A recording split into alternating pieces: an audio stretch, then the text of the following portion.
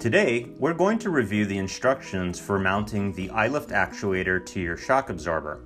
To complete the installation, you will need the iLIFT actuator, iLIFT cone installation tool, iLIFT bump stop, iLIFT spring spacer for springs larger than 60 millimeters, a brush or Q-tip with standard motor oil, your shock absorber, springs, and top mount hardware.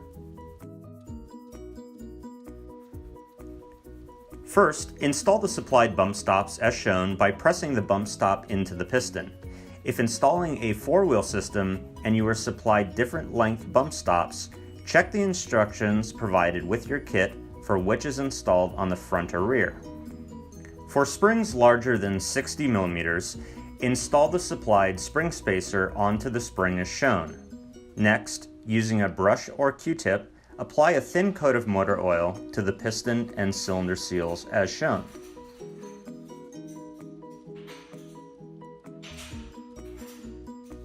Next, install the supplied cone installation tool as shown with the larger base of the bottom against the shoulder of the shock absorber. Being careful to keep the actuator on center, install the actuator onto the cone installation tool and push downwards past the cone. Remove the cone and install your top mount hardware.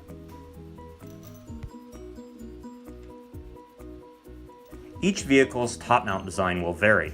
If installing a universal system, please see the installation instructions for top mount clearance available on the iLIFT website or in the iLIFT instructions. Proper installation of the top mount is critical for proper functioning of the shock absorber and the iLIFT system. For application-specific systems, please see the instructions included with your kit.